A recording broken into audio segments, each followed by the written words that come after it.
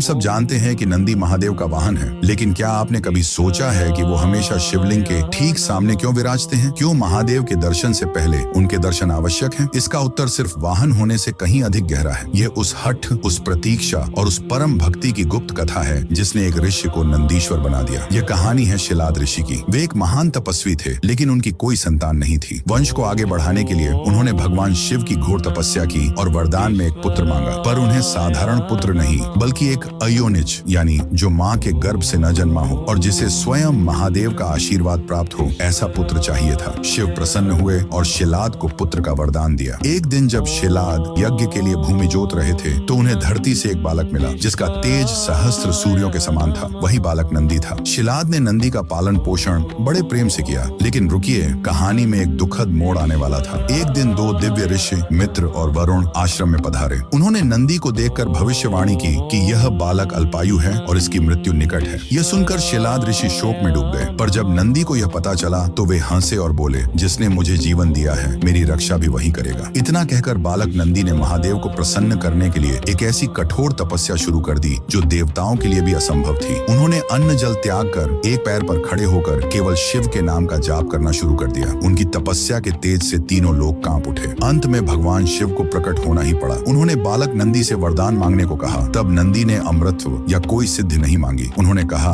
हे प्रभु, मेरी बस एक ही इच्छा है। मैं हर क्षण हर पल बस आपके साथ रहना चाहता हूँ। मैं आपके सानिध्य से एक पल भी दूर नहीं होना चाहता। उनकी इस निस्वार्थ भक्ति और अटूट प्रेम को देखकर महादेव द्रवित हो गए। उन्होंने नंदी को न सिर्फ अमृतत्व का वरदान दिया, बल्कि उन्हें बैल का मुख देकर अपने सबसे बड़े गण, अपने सखा और अपने वाहन के रूप में स्वीकार कर लिया। उन्होंने नंदी को वरदान दिया, हे नंदीश्वर, आज से मेरे दर्शन से पहले संसार तुम्हारे दर्शन करेगा। जो भी अपनी मनोकामना तुम्हारे कान में कहेगा, वह प्रार्थना सीधे मुंह तक पहुंचेगी। तुम मेरे और मेरे भक्तों के बीच की सबसे पवित्र कड़ी बनोगे। इसीलिए आज भी नंदी सिर्फ एक वाहन नहीं, बल्कि प्रतीक्षा, धैर्य और निस्वार्थ भक्ति के प्रतीक हैं, जो हमें सिखाते हैं कि ईश्वर तक पहुंचने का मार्ग केवल समर्पण से ही मिलता है। महादेव के इस परम भक्त के लिए कमेंट्स में ओम नंदीश्वराय नमः